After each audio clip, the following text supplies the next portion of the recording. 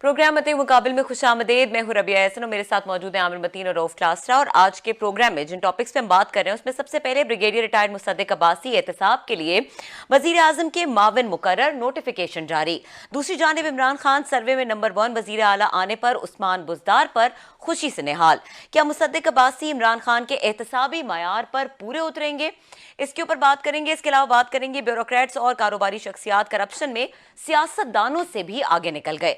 Public accounts committee में अहम इंकशाफात, मलिक रियाज की लंदन डील का राज भी फाश होने का खतरा, 190 मिलियन पाउंड्स की तफसीलात तलब कर ली। प्ली बार्गेन के बाद भी अफसरान का महकमों में मौजूदगी का इंकशाफ, ब्यूरोक्रेसी और कारोबारी शख्सियात से 32 अरब जबकि सियासतदानों से 47 करोड़ रुपए प्ली बार्गेन के जरिए रिकवर होने का इंकशाफ। इसके ऊपर बात करेंगे।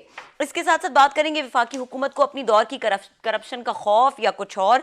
हुकूमत ने ऑडिटर जनरल ऑफ पाकिस्तान के इख्तियारात महदूद करने का फैसला कर लिया। हुकूमत कोरोना फंड्स और एहसास प्रोग्राम में ऑडिटर जनरल की तरफ से करप्शन की निशानदही पर नाराज। करप्शन रोकने की बजाय हुकूमत ने करप्शन पकड़ने वाले इदारे ऑडिटर जनरल को ही रोकने की तैयारियां कर ली।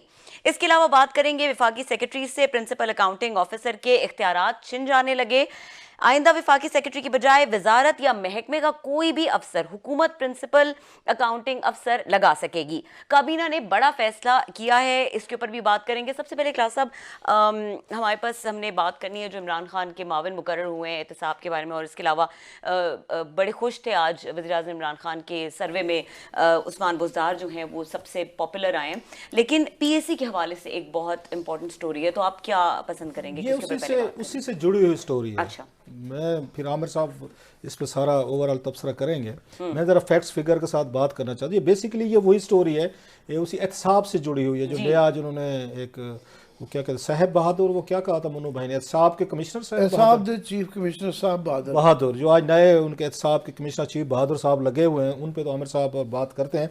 लेकिन ज़रा थोड़ा सा मैं इससे पहले इनको ज़रा मवाद फराहम कर दूँ कि आज पब्लिक अकाउंट्स कमेटी में जो चीज़ें हुई हैं और मस से जो हमारे रिपोर्टर हैं जैसे इमरान मगराना ही ब्रिंग्स थोड़ी सी अगर एक इजाज़त दें, जब ये बात आप करते हैं, क्योंकि ये 190 मिलियन का जिक्र हम कल कर रहे थे, मिलियन पाउंड्स का, और जब आपकी तरफ से बात होती है तो उसके बाद ही हलचल ज़रा ज़्यादा हो जाती है। चलें, अच्छी बात है, उनकी मेहरबानी है, हम कोई क्रेडिट नहीं लेते। मेरा ख्याल है खुद वो लोग जो हैं वो जो उस पब्लिक अकाउंट्स कमेटी में बैठे हुए हैं बड़े अहम लोग हैं, बड़े समझदार लोग हैं, उसमें सेनेटर्स भी हैं, कौमी असम्बली के लोग भी हैं। So there are certain very good people, very intelligent.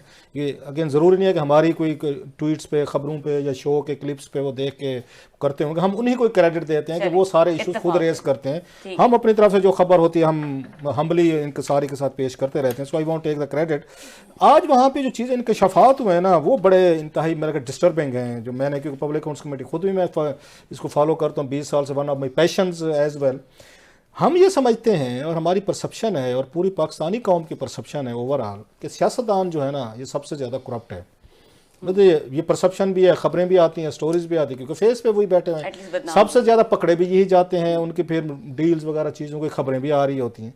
आज वहाँ पे जो उसमें इंकशाफात किए गए हैं, मेरा ख्याल पूरी कौम के लिए बड़ा बम शेल, वो जैसे मैं कहता होता हूँ कि बम शेल की तरह की एक वो चीज़ होगी कि वहाँ पे जो फिगर पेश किए हैं, उन्होंने बुलाया हुआ था नैब को कि आप आएँ और हमें यहाँ पर उसकी ब्रीफिंग दें कि अब तक आपने रिकवरीज कितनी की हैं और कितनी प्ली बार्गेन है, कितनी आपने आके एक उसको VRs किए, मतलब खुद पैसे रिटर्न किए, कितनी डायरेक्ट रिकवरीज हैं, कितनी इनडायरेक्ट रिकवरीज हैं, हमें ब्रीफिंग दें। आज उस ब्रीफिंग में जो इंकशाफात हुए हैं, जो मैं अगर जिससे चाह रहा था कि इसको मेन स्टोरी के तौर पर कौम को ये सामने लाया जाए, अब तक वो ये कहते हैं कि जब से ये नैब बना है, ये बना था मेरा ख्याल 16 नवंबर समथिंग 1999 को, अब तक 23 साल में वो कहते हैं 821 बिलियन रुपीस इन्होंने रिकवरीज की हैं, जिसमें डायरेक्ट इनडायरेक्ट रिकवरीज में, वो डायरेक्ट इनडायरेक्ट में बाद में आऊँगा कि डायरेक्ट कितनी है और इनडायरेक्ट कितनी है, वो मतलब अलहदा चीज़ें हैं, उनको भी एक्सप्लेन करेंगे।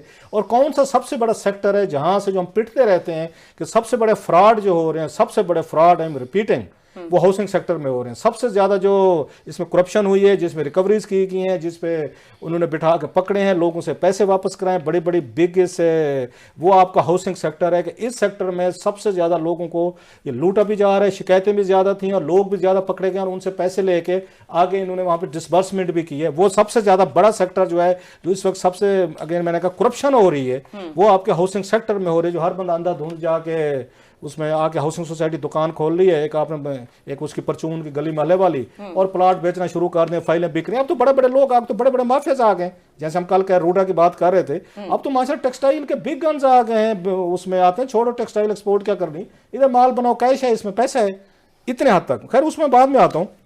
وہاں پہ انہوں نے جو بتائی چیزیں ہیں میں وہ آپ کے ساتھ شیئر کروں. ایک ڈیٹا دیا گیا، بریف دیا گیا، بریک اپ دیا گیا کہ یہ بتائیں کیٹیگری، آپ اس کیٹیگری وائز وہ ریکوریز بتائیں کہ ان لوگوں نے پلی بارگین کی ہے یا انہوں نے والنٹریلی انہوں نے ریٹرن کیے ہیں پیسے خود سے.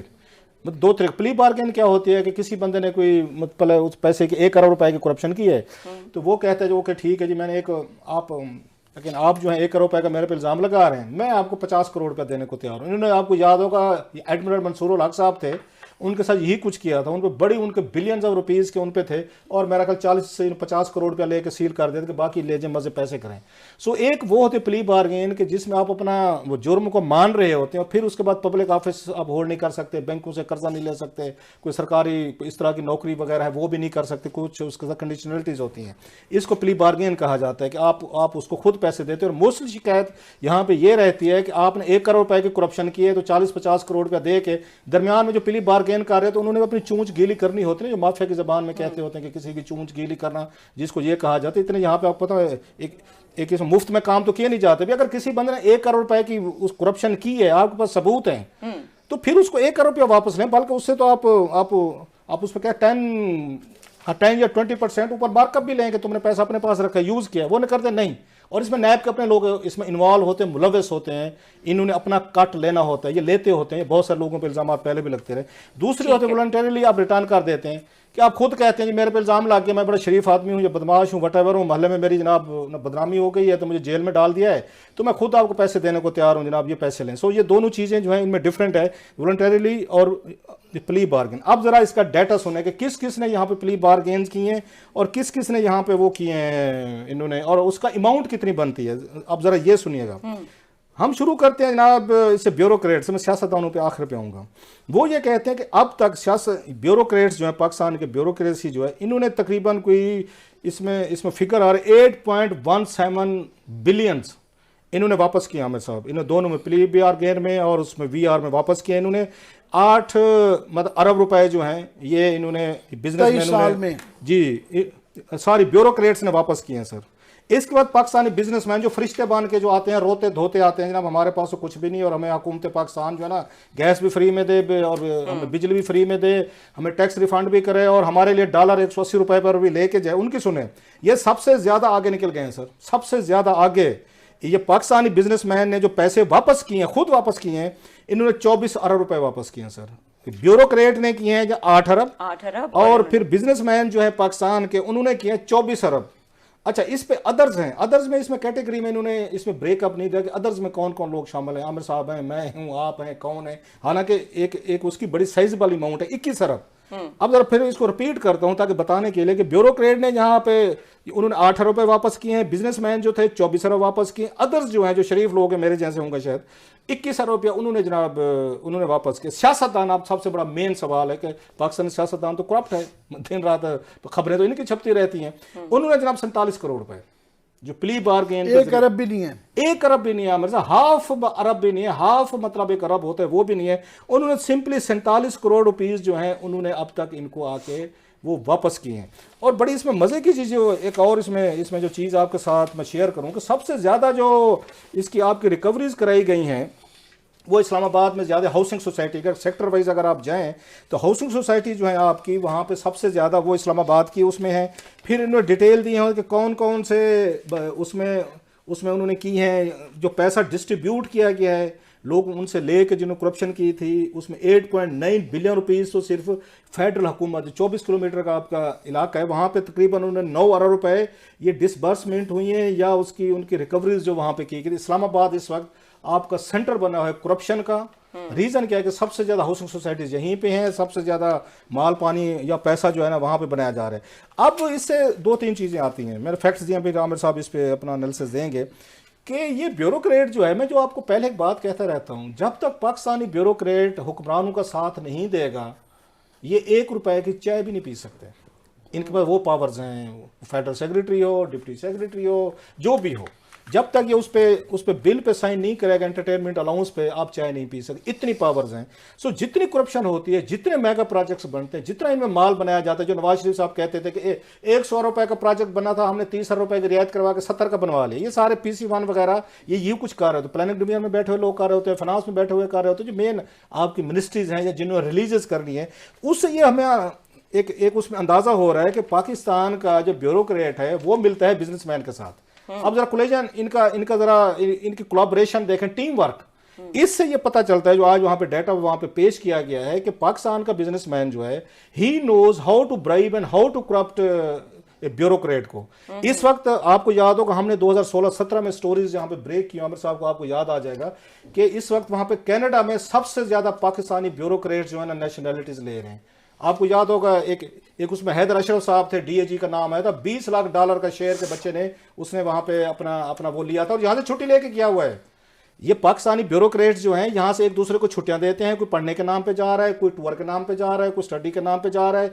इन सब ने वहाँ पे जदादें ली हैं, इन सब ने वहाँ पे अपने आके बच्चे सेटल किए हैं, और पैसा कहाँ से इन्होंने आके इकट्ठा किया है? यही पैसा है जो इन्होंने इकट्ठा किया, बिजनेसमैन को साथ मिला है, इन्होंने सियासतदान को सपोर्ट किए, उनके गैर कानूनी काम किए, और पेमेंट्स वगैरह इन्होंने बहर ली हैं। जो अभी आपको याद होगा रिपोर्ट दी थी कि थाउजेंड्स, आपको 25,000 के करीब फिगर आ रहा था, ज़्यादा हो सकता है, सुप्रीम कोर्ट में लिस्ट पेश हुई थी, जो हमने बाद में कौमी असम्बली में भी हुई थी, अपने प्रोग्राम में शेयर की हुई है, कि पाकिस्तान के टॉप ब्यूरोक्रेट्स जो हैं वो इस वक्त बैरून मुल्क नेशनलिटीज ले चुके हैं, अपने बच्चे वो बाहर सेटल कर चुके हैं। उनके पास ये पैसा कहां से आ रहा है? सिविल एंड मिलिट्री ब्यूरोक्रेट दोनों हैं। अच्छा, ब्यूरोक्रेट जो है ना, आपके मिलिट्री वाले मोस्टली रिटायरमेंट के बाद जाते हैं। यहाँ पे जो कल्चर है हमारे सिविलियन ब्यूरोक्रेसी में, ये सर्विंग जाते हैं और अपने बच्चे वगैरह। अब उससे हैदर अशरफ से कोई नहीं पूछ रहा, जो बहुत बड़ी स्टोरी है, जो भाई साहब आपने $20 लाख का वैसे कैसे ले लिया वहां पे, एक उसमें कनाडा में बैठ के आपने बच्चे भी सेटल कर लिए, वहां घर भी ले लिया, और आप मजे भी कर रहे हैं, 1 साल की छुट्टी भी ले रही है। किन लोगों ने उसको छुट्टी दी? कैसे? नैब में भी उसका केस चल रहा था, नैब से भी NOC ले गया है, जाने के लिए आपको NOC चाहिए।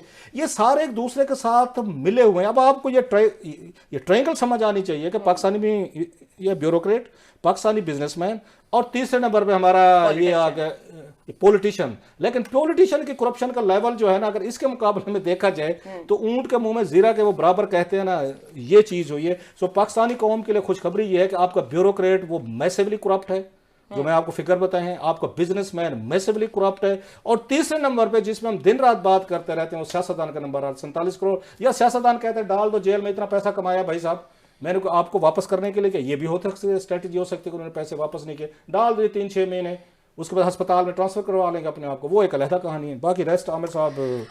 जी आमिर साहब, ये जो PSC के इंकशाफात हैं, और क्लास साहब तो उन्होंने आजी का मुजाहरा किया, कल हम इसी चीज़ के ऊपर बात कर रहे थे, और हम ये कह रहे थे कि ये किस किस्म की प्ली बार गेम्स होती हैं खुफिया, जिसकी ना डिटेल्स बताई जाती हैं, और उल्टा ऐसे चीज़ों को एक्सपोज करने की बजाय डर जाते हैं। उसमें वही बात है कि ब्यूरोक्रेसी, जिस तरह से ये फैक्ट सामने आए हैं, टॉप पे नजर आ रही है। अब तासुर ये है कि ये इनसे रिकवरी ज्यादा अच्छे तरीके से हो गई है, या ब्यूरोक्रेसी मैं तो रिकवरी के इस फिगर पे इतना सख्त मायूस हूँ कि आप देखें 1999 से जी अभी जिक्र कर रहे हैं, 23 साल के अंदर ये 821 अरब रुपया, ये पीनट्स है, कुछ भी नहीं है। इस दौरान में इस करप्शन के नाम के ऊपर कई गवर्नमेंटें जा चुकी हैं, बदनाम हो चुकी हैं, और इतना बड़ा हवा बनाया जाता है, मगर ये रिकवरी ज़्यादा मैं इंटरेस्टेड होंगे जब इसकी तफसीलात आएंगी। तफसीलात इसलिए कि फॉर एग्ज़ाम्पल मुझे नहीं पता कि ये जो 460 अरब रुपया जो सुप्रीम कोर्ट ने निकलवाया था, वो इसमें उन्होंने डाला हुआ है कि नहीं डाला हुआ। याद रहे कि जस्टिस एजाज अफजल साहब जो हैं वो बड़े, मैं कह रहा हूँ सलाम सलूट करना पड़ता है उनको, कि बड़ा दिलेराना फैसला करके गए थे, 3 फैसले करके गए थे। जो अकेला एक कराची मलीर का फैसला था जिसमें 460 अरब रुपया मलिक रियाज साहब को देना पड़ा है, उसके अंदर, और वो बाद में डिटर्मिंग फिगर शेख अजमत साहब ने, जस्टिस शेख अजमत ने किया था, और वो बहुत रियायत की थी। वो इसलिए कि नैब के अपने सिर्फ एक केस के अंदर 2000 अरब रुपए के डिपॉजिट्स थे, دادو کی زمین دے کے کراچی ملیر کی زمین لی گئی تھی. 2,000 کے ڈپازٹ تھے, جو نیب کی ریکمنڈیشن تھی کہ جناب 2,000 کے تو ان کے پاس آلریڈی ڈپازٹ آ چکے ہوئے ہیں. 460 ارب تو کچھ بھی نہیں ہے. یہ سارا 821-23 سال میں جو ہے ایک کیس میں ہاؤسنگ کی سکیل بتا رہے ہیں جو کلاس صاحب کہہ رہے ہیں کہ سب کچھ every thing revolves around housing in this country. یہ اس ملک کو لے کے ہاؤسنگ بیٹھ گئی ہے. ٹھیک ہے, سمجھ آتی ہے کہ جی کنسٹرکشن سے یہ انجن چلے گا, یہ جو آرگیومنٹ تھا, پر ہاؤسنگ میں کیا ہو رہا ہے, یہ انویسٹمنٹ کی جا رہی ہے. اسی وجہ سے کاروبار نہیں چل رہے کہ آپ جب پروڈکٹیو فیلڈز کے اندر نہیں انویسٹ کرے گا, ایس ایم ایز میں نہیں انویسٹ کریں گے, تو لوگ جو ہے ہاؤسنگ کے اندر کیے جا رہے ہیں اور کوئی کاروبار نہیں ہو رہا. نہ وہ سٹاک ایکسچینج میں انویسٹ کرتے ہیں, نہ وہ بزنس میں کرتے ہیں.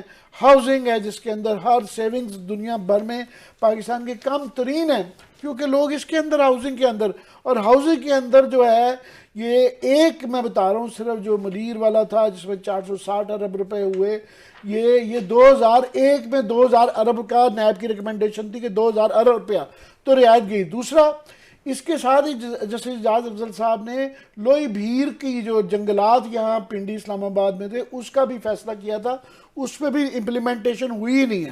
اس کے اندر یہ ماشاءاللہ گجرات کے چودھریوں کا بھی بیچ میں بہت تفصیلاً ذکر ہے, وہ اس کے اوپر امپلیمنٹیشن نہیں ہوئی. ایون ملیر والے کیس میں تھا کہ جناب اس کے جنہوں نے یہ چوری کی گئی ہے ان کو پکڑا جائے, وہ کسی کو کچھ نہیں پکڑا گیا, آج تک وہ ویسے کا ویسے پڑا ہوا ہے.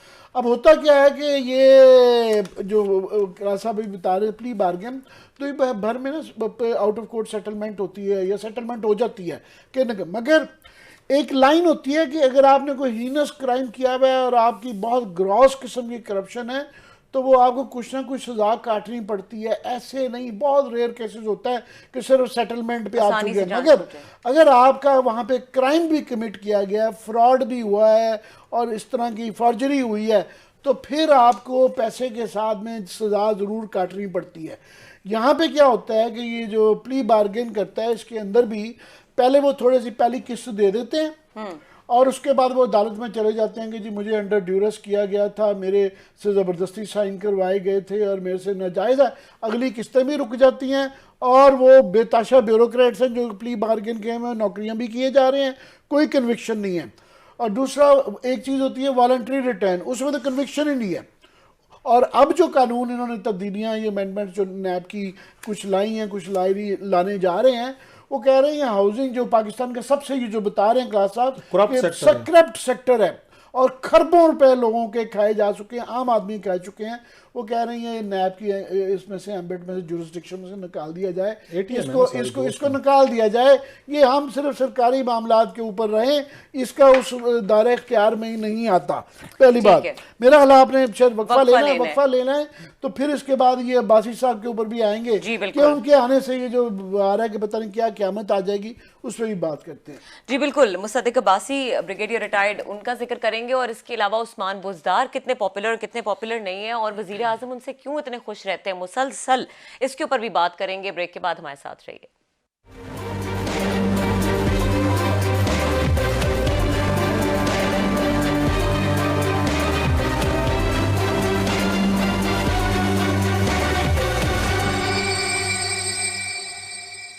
Welcome back. عامر صاحب آپ ذکر کر رہے تھے, ایک تو بات مکمل کیجیے گا, دوسرا یہ احتساب کے حوالے سے جو نئی شخصیت ہے جی وہ یہ اس کی تفصیلات کے لیے میں بڑا انتظار کر رہا ہوں کہ اس کا بریک اپ آئے گا. مگر 23 سال کے اندر 821 ارب روپیہ ڈی ویلیویشن کے بعد تو یہ بہت چھوٹی رقم ہے. باقی اس کی جب بریک اپ آئے گا, کلاس صاحب لے کے آئیں گے, مگرانہ صاحب لے کے آئیں گے, پی اے سی آئی ہوپ اس کو پرسو کرتی رہے گی, تو پھر اس کے اوپر کامنٹ کریں گے. اب میں آنا چاہتا ہوں جناب یہ مصدق عباسی صاحب پہ کہ آپ نے 3.25 سال بعد کے بعد وہ جو ہے نا مڈ وے بھی نہیں 3/4 آف دا وے کے بعد جو ہے نا گھوڑا تبدیل کر کے آپ یہ تاثر دیا جا رہا ہے کہ یہ گھوڑا دگڑ کرتا جو ہے نا ریس جتا دے گا. تو مجھے کوئی ایسی امیدیں نہیں ہیں. یہاں پہ پہلے بھی بڑی جب تبدیلیاں لائی جاتی ہیں تو اس طریقے سے وہ کیا جاتا ہے, کیونکہ کیا کریں گے, نیب ان کے پرویو سے باہر ہے. باقی کیا عدالتوں میں زیادہ سے زیادہ پروسیکیوشن ہے کہ وہاں پہ کرنے کے لیے, تو میں ان کا چیک کر رہا تھا مصدق عباسی صاحب کا، بریگیڈیئر صاحب کا، ان کا جی انگریزی بڑی اچھی بولتے ہیں، پھر تو اور ان کا جی وہ پرائم منسٹر جو ہے نا وہ انگریزی پسند کرتے ہیں. اور ایک سیکورٹی کمپنی کے اندر ایک ہمارے دوست ہیں جو کہ اخباروں میں لکھتے وکھتے بھی ہیں، ان کے بڑے فرینڈ ہیں، تو شاید ان کی سفارش ہے. باقی ان کا ٹریک ریکارڈ انہوں نے کہا جی کوئی اتنا درخشاں نیب کے اندر نہیں رہا ہوا. سندھ کے اندر جو تھے تو وہ کل وہ ہمارے پاس تفصیل آ جائے گی اس فیصلے کی، مگر یہ بتایا جا رہا ہے کہ سندھ ہائی کورٹ نے ان کے متعلق بڑی سٹرانگ قسم کی آبزرویشنز دی تھی کہ جناب یہ ان کی قابلیت جو ہے نا بہت مشکوک ہے، اور ان کو فیلڈ اپائنٹمنٹ دینے کے یہ قابل نہیں ہیں. ان کے متعلق یہ کیا گیا تھا. وہاں سے یہ کے پی لائے گئے، کے پی میں بھی ان کے اوپر بڑے سوالات تھے، اور اس کے بعد پھر ہیڈ کوارٹر میں نیب کے اندر ان کو ڈمپ کر دیا تھا. ڈمپ کرنے کا طریقہ ہوتا ہے کہ ان کا ایک سیکشن ہے ANP، اویئرنیس اینڈ پریونشن، جو ہے نا جس کے اندر وہ کہتے ہیں کرپشن بڑی بری چیزیں اس طرح کے نعرے وارے بناتے رہتے ہیں. تو وہیں سے یہ پھر فارغ ہو گئے تھے. تو یہ اویئرنیس اینڈ پریونشن میں نیب کے اندر تو یہ کہ وہاں پہ بہت زیادہ ان کا کوئی وہاں پہ درخشاں کریئر کے انہوں نے کمال کیا ہوتا نیب میں. فار ایگزامپل میں اور قاضی صاحب یہ مجھ سے بھی بہت زیادہ نیب کی انہوں نے PhD کی ہوئی ہے، مجھے بھی پتہ کرنا پڑا ہے، میں نے ان کا کبھی نام ہی نہیں تھا سنا. ورنہ اکثر جو ہے ہم جتنے بھی ہیں میرا خیال مجھے تمام DGs یا سیکنڈ ٹیئر کے بھی افسران جو ہیں جو قابل افسران ہیں یا جن کا نام ڈنکا بولتا ہے ان کے متعلق صحافیوں کو پتہ ہی ہوتا ہے. مجھے فون کرنے پڑے ہیں 2-4، انہوں نے 1-2 نے کہا اچھا یار یہ وہ انگریزی بولنے والا تو نہیں ہے، تو یہ انگریزی بولنے والے آگے ہیں. تو مجھے کوئی ایسی ان سے امید نہیں ہے. باقی اب یہ ہے کہ کم از کم یہ ضرور ہے، یہ دیکھنا ہوگا کہ شہزاد اکبر صاحب جو تھے وہ ایک پرانا ایک نظام تھا. یہاں پہ وہ قلعے نہیں تھے، وہ ایک جو ہے سول ملٹری کا جو ایک یہاں پہ سارا سسٹم بنا ہوا تھا. وہ جب ملٹری والا سسٹم یہاں سے چینج ہوا تو اس کے بعد ان کے جو قریب والے تھے پوری ایک ٹیم ان کی تھی، وہ ون آفٹر انادر فارغ ہو رہی ہیں. اور یہ اکیلے نہیں ہیں، میری اطلاع ہے کافی سارے اور بھی لوگ ہیں جو کہ اس پرانے سسٹم کے جو کہ اب تبدیل ہو چکا ہوا ہے کیونکہ وہ صاحب یہاں سے ہٹ گئے ہیں اپنے بڑے عہدے سے. تو وہ کافی سارے اور بھی ہیں جو فارغ کیے جائیں گے. تو کم از کم وہ جو پرانے کچھ کھانچے تھے، نئے نہیں مجھے پتا کہ کب بنیں گے، کون بنائے گا، کیسے بنائے گا، پرانے کافی سارے کھانچے جو ہے نا وہ بند ضرور ہو جائیں گے. باقی کلاس صاحب سے عثمان بزدار صاحب کے جو جذبات ہیں وہ عمران خان صاحب نے کہا میڈیا پہ انہوں نے ڈال دیا سارا، وہ کلاس صاحب سے پوچھ لیں گے، یہ دل کی بڑاسوا نکال لیں. نہیں میرا خیال ہے میں عثمان بزدار صاحب پہ کوئی زیادہ ضرورت نہیں ہے بات کرنے کی، ویسٹ آف ٹائم ہی کریں گے. خان صاحب ان کو اچھا سمجھتے ہیں، ان کی رائے ہے، سمجھتے رہیں آپ، اور میں کیا کہہ سکتے ہیں، پنجاب کے لوگ جانے اور عمران خان صاحب جانے. میں تو کہتا رہتا ہوں کہ بزدار صاحب کے اس کے چوائس کی وجہ سے یہ پارٹیاں 30 سال کھڑی نہیں ہو سکتی تھی، شریف فیملی یا باقی وغیرہ، انہوں نے 30 مہینے میں کھڑا کر دیا ہے. اس کے باوجود آگے باقی وہ کہتے ہیں گھوڑا بھی ہے، میدان بھی ہے، تلوار بھی ہے. آگے بلدیاتی الیکشن ہو رہے ہیں پنجاب میں، پتہ چل جائے گا وہ کتنے، وہ ایٹ لیسٹ ان کو لاہور کی وہ سیٹ تو جتنی چاہیے ان کو میئر والی، باقی تو چھوڑ دیں کیونکہ وہ سیٹ پہ بیٹھے ہوئے ہیں. ٹھیک ہے سر، بریک کی اجازت بریک لے کے دیں، بریک کے بعد پھر 1-2 خبریں اور ہیں آپ کے ساتھ شیئر کرتے ہیں. جی بالکل، بریک کے بعد ڈسکس کریں گے.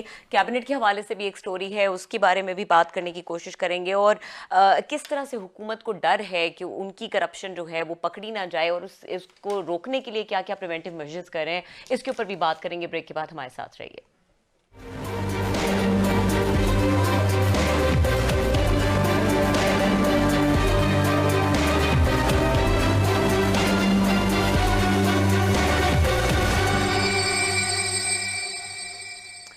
Welcome back. عامر صاحب، بات تو ہم نے اور ٹاپکس پہ کرنی تھی، لیکن کراچی کے حوالے سے اگر بات کریں، وہاں پہ غالباً CM ہاؤس کے سامنے عجیب و غریب کچھ مناظر تھے آج. جی کراچی کی بہت صورتحال خطرناک ہوتی جا رہی ہے، اور آج سارا دن وہاں پہ لاٹھی چارج ہوا، عورتوں کے اوپر لاٹھیاں برسائی گئی، MPA کو گھسیٹا گیا، اور یہ بڑے بربریت والے منظر تھے.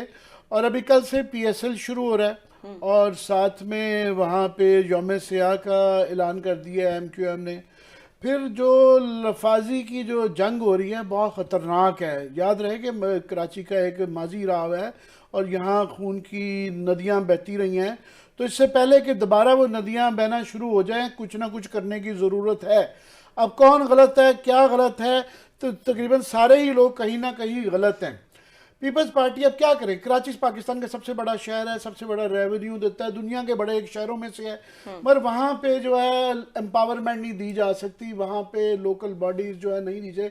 پیپلز پارٹی بالکل زیادتی کر رہی ہے کہ انہوں نے بالکل اولا لنگڑا سا قانون بنا دیا ہے. پہلے ہی سارا کچھ سندھ گورنمنٹ کے پاس ہے, انہوں نے سیوریج بھی, اسکول بھی, پانی بھی, باقی چیزیں بھی لے لی ہیں کہ بالکل ہی نام دان تو نہ کروائیں یار. یہ الیکشن اخلاقی مسئلہ بھی ہے, سیاسی مسئلہ بھی ہے, قانونی مسئلہ بھی ہے, آئینی اس لیے ہے کہ آئین کی شک جو کہتی ہے کہ ڈیولوشن ہو, یہ آئین کا حصہ ہے, یہ قانون کا حصہ نہیں ہے.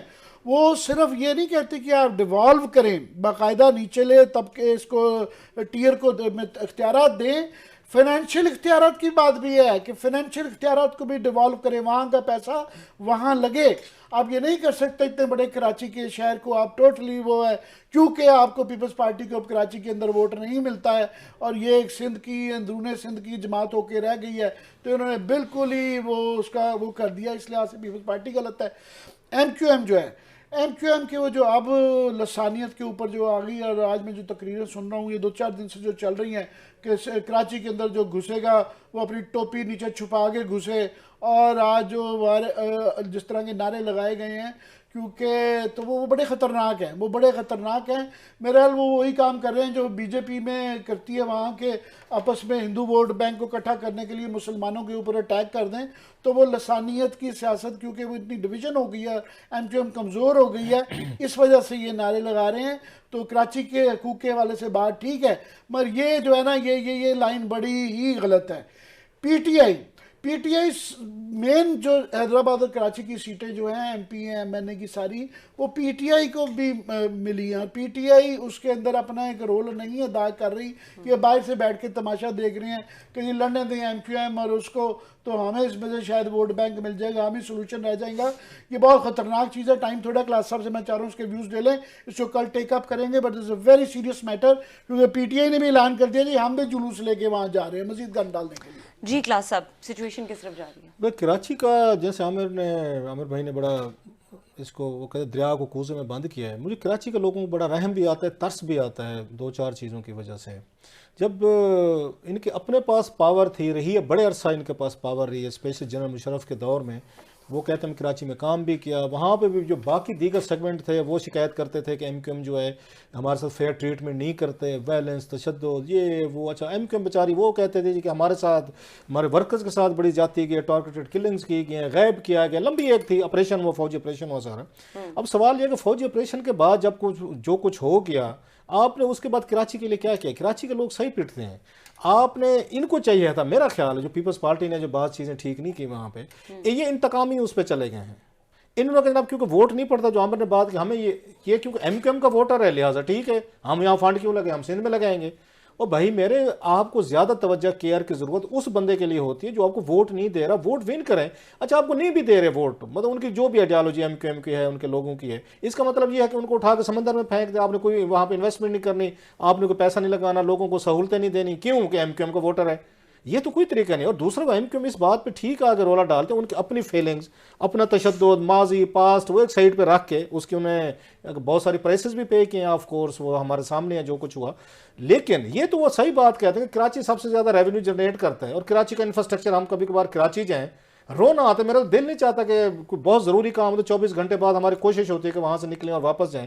اتنا خوبصورت آپ کا ایک تھا شہر تھا, آپ کا سہیلی شہر تھا, ایک اس کو پہلا میٹروپولیٹن آپ کا سٹی تھا, روشنی کا شہر تھا, کلچرڈ شہر تھا, پڑھے لکھے لوگ تھے وہاں پہ, آپ کی وہاں ثقافت تھی, تہذیب تھی. ہندوستان سے آئے ہوئے ہمارے بہت سارے پڑھے لکھے بھائی جن کا میں سمجھتا ہوں, ان کا ہمیشہ ذکر بھی کرتا ہوں کہ ان لوگوں نے ہمیں ایجوکیٹ کیا, پنجاب کے لوگوں کو, ان کی نسلوں نے, ہم نے ڈائجسٹ پڑھے, ہم نے رسالے پڑھے, کہانیاں پڑھی, ان کی شاعری پڑھی. یہ کراچی کے لوگوں کا ہوا, ٹھیک ہے, پنجاب کے بھی بعد میں بہت سارے اس میں لوگ سامنے ہیں. سو الٹیمیٹلی ہمیں انلائٹن کرنے میں کراچی کے لوگوں کا بڑا ہاتھ ہے. لیکن جب یہ سارا ویلنس ہوا, تشدد, 85 کے بعد وہاں فسادات شروع ہوئے, لنگوسٹک فسادات ہوئے, اور ماردھات, پنجابی, سرائکی, ہندی, سندھی, بلوچ, پشتو اور سارے اردو سپیکنگ کے اپنے گروپس بنے, اس نے کراچی کو بڑا ڈیمیج کیا. اور پرابلم یہ جو ہماری لیڈرشپ ہے کراچی کی, وہ کہیں پر بیٹھ کے بعض چیزوں پہ کنسنسس نہیں ڈیولپ کر سکی, وہ کرنا بھی نہیں چاہتے. آپ کو یہ سوٹ کرتا ہے کہ پشتو سپیکنگ اور اردو سپیکنگ لڑتا رہے, یہ سوٹ کرتا ہے. آپ کو سندھی سپیکنگ اور آپ کو وہاں پہ ایک اس کو ये जो है उर्दू स्पीकिंग ये लड़ते रहे, या पंजाबी जो वहाँ पे गए उनके साथ भी इसी तरह की ज्यादतियाँ की उन पे तशद्दुद, हमारे को सराय किया है, उन बेचारों के झुग्गियाँ जलाई गई, उनको जिंदा जलाया गया। अभी आप कम अज़ कम अब शहर में रहते हैं, एक मिनिमम आपको थोड़ी सी अंडरस्टैंडिंग तो रखनी चाहिए शहर को हमने चलाना है। दूसरा, कराची के साथ एक और बड़ी ज्यादती, मुझे लेट मी एडमिट इट, कि हमारे साउथ से सरायकी इलाकों से नौकरियां नहीं थी, यहाँ पे जॉब्स नहीं थे, मजदूरी नहीं थी, अनस्किल्ड थे, सारे हमारे सरायकी इलाकों से लोग माइग्रेट करके कराची गए। छोटे छोटे कोई ड्राइवर लग गया, कोई कुक लग गया, कोई सफाई करने वाला लग गया, ये मोस्टली कराची के घरों में वही हमारे साउथ से लोग हैं। अच्छा, इससे पहले पश्तून भाई थे हमारे, वो ट्राइबल एरिया से, केपी से, इन इलाकों से उठे, वो कराची गए। अब जब इतने सारे लोग गए हैं, इनके कल्चरल डिफरेंसेस भी थे, मतलब पश्तो स्पीकिंग वाले हमारे भाई या सरायकी हों या उर्दू स्पीकिंग, उनके कल्चरल प्रॉब्लम भी पैदा हुए, लिंग्विस्टिक तो हुए सो हुए, इंफ्रास्ट्रक्चर पे दबाव बढ़ गया, नौकरियां कम होना शुरू हो गई, लोगों के आपस में उनके इकोनॉमिक इंटरेस्ट थे, उन्होंने क्लैश किया। सो कराची के लोगों ने जो उसमें रिएक्ट किया था, हो सकता है मैं बुरी बात लगे कि भाई साहब पूरा पाकिस्तान उठ के वो उधर आगे कराची में मजदूरी करना, रीजन हमने इंडस्ट्रियलाइजेशन को वो नहीं फैलाया नहीं है कि कुछ बलूचिस्तान में करते, कुछ पंजाब में कर देते, केपीके में ज्यादा करते, ट्राइबल एरिया में आपने उस वक्त आपको याद होगा ट्रेड जोन बनाने थे, वहां बता दे ताकि बेचारा हमारा पश्तून भाई जो है उसको कराची ना जाना पड़े, उनको वहीं डेवलप करते। आपने सारे लोगों को, मेरे जैसों को उठा के कराची में फेंक दिया, और फिर उनका कोई केयर करने वाला नहीं, उनको आपस में लड़ो भाई। अब ये पांचों बेचारे, ये जो जिनके मैंने नाम लिए हैं, पांचों कम्युनिटीज, वहां पे एक उनकी लैंग्वेज बोलने वाले लोग हैं with different cultural background and mindset, वो क्लैश कर रहे हैं। उन्होंने लड़ना है एक दूसरे के साथ, अपने एग्जिस्टेंस के लिए, अपने सर्वाइवल के लिए, अपना हिस्सा लेने के लिए, अपनी नौकरी करने के लिए, अपने बच्चे का पेट पालने के लिए। सो इन लोगों को जो पांच हमारे वहां पे रहते हैं, मैं आई फील सॉरी फॉर वो जो कराची के वहाँ नेटिव्स हैं, उनके लिए मसाइल हुए हैं, आबादी का जो फ्लो हुआ है बिल्कुल खत्म हो रहा है। इसके ऊपर मजीद भी बात करेंगे आने वाले प्रोग्राम्स में। प्रोग्राम देखने के लिए शुक्रिया, इजाजत दीजिए, अल्लाह हाफिज।